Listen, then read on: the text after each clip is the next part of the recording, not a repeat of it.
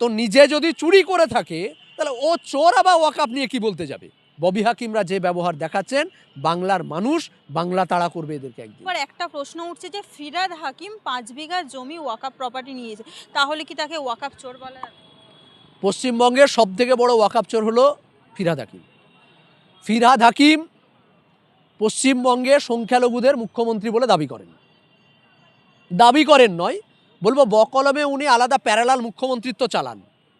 যত সংখ্যালঘু এমএলএ আছে দেখবেন সব ওনার সঙ্গে হোয়াটসঅ্যাপ চ্যাট বেশি হয়। সংখ্যালঘুদের কোনো সমস্যা যদি হয় তাহলে ববি হাকিমকে আগে বলতে হবে। ববি হাকিম সেটাকে যদি মমতা দিদির কাছে রেফার করে, মুখ্যমন্ত্রীর কাছে রেফার করে, তবে সেটা মমতা বন্দ্যোপাধ্যায় শুনবে, নচেত শুনবে না। তার মানে কি? প্যারালাল একটা শাসন ব্যবস্থা চালাচ্ছেন ববি হাকিম।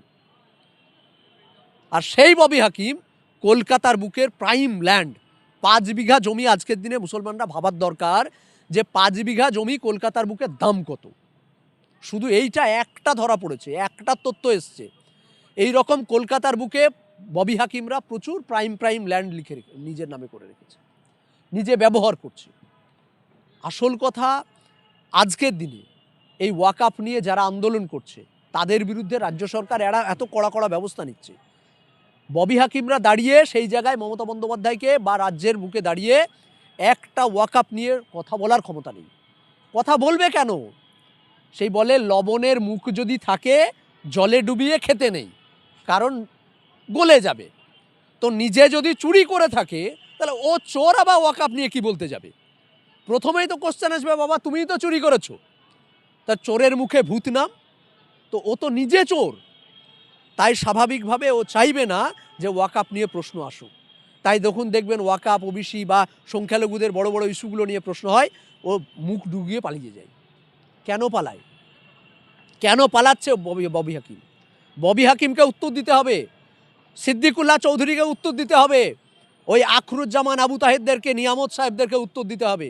সংখ্যালঘু কুটার এমএলএ, সংখ্যালঘু কুটায় মন্ত্রী হয়েছেন আপনারা, অথচ আজকে ওয়াকআপ সম্পত্তি লুট হয়ে যাচ্ছে, চুরি হচ্ছে। তৃণমূলের একদম লিচু লেভেল থেকে উঁচু লেভেল পর্যন্ত তৃণমূলের পার্টি অফিস রয়েছে ওয়াকআপ সম্পত্তির উপর, যেখানে অভিষেক ব্যানার্জির অফিস। সেই অফিস কার সম্পত্তির উপর? ওয়াকআপের সম্পত্তির উপর। দখল করে খাচ্ছে এরা। এরা করবে ওয়াকআপ আন্দোলন, এরা করবে ওয়াকআপের বিরোধিতা। আগে যদি ওয়াকআপ বিরোধিতা করতে হয় তার নিজের সম্পত্তিটুকু তো বার করতে হবে প্রথমে। কলকাতার বুকে কয়েকশো কোটি টাকার সম্পত্তি বের করে ফেলে দেবে? কালীঘাটের মমতা বন্দ্যোপাধ্যায়ের বাড়ি থেকে একটু দূরেই 12 বিঘা সম্পত্তি দখল করে রেখেছে টিপু সুলতানের নাতির। আজকের দিনে দাঁড়িয়ে তার কয়েকশো কোটি টাকা ভ্যালু, 12 বিঘা জমি। কারা দখল করে রেখেছে?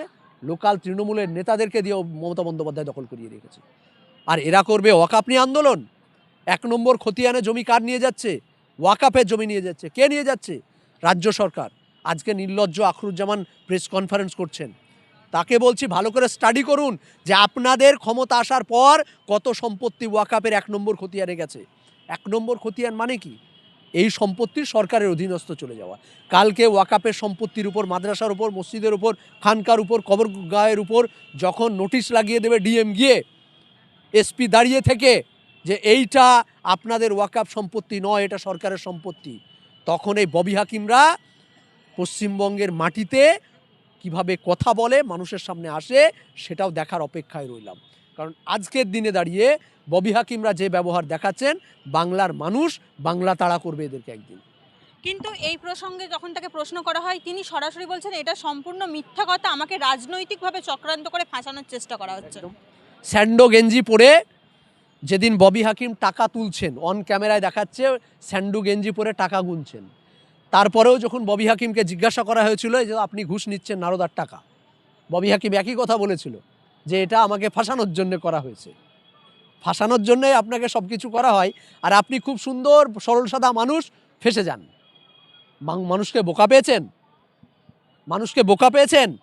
আজকে শ্বেতপত্র প্রকাশ করুন, আজকে অফিসিয়াল নোটিশ করুন, আজকে আপনি নিজের টুইট হ্যান্ডেলে আপনি পোস্ট করুন, আপনি বলুন যে এই সম্পত্তি আমার নয়, কালকে আমরা গিয়ে দখল করব, দেখি। আপনি আগে পোস্টটা করুন, তারপর আমরা দখল করছি। কে আটকে রেখেছে আমরা তাই দেখব। জমি আমাদের বাবার পৈতৃক সম্পত্তি, ওয়াকআপের সম্পত্তি কে আটকে রেখেছে তাই দেখব। আপনি আটকে রেখেছেন, আপনি দখল করে রেখেছেন, চুরি করে রেখেছেন ওয়াকাফের সম্পত্তি, চুরি করে খাচ্ছেন। আর তার জন্যে ওই দিল্লি আন্দোলন করার নিদান দিলেও আপনার মুখ্যমন্ত্রী, আপনাদের মুখেও প্রতিবাদ করার ভাষা থাকে না। নিজে তো দখল করে খাচ্ছেন।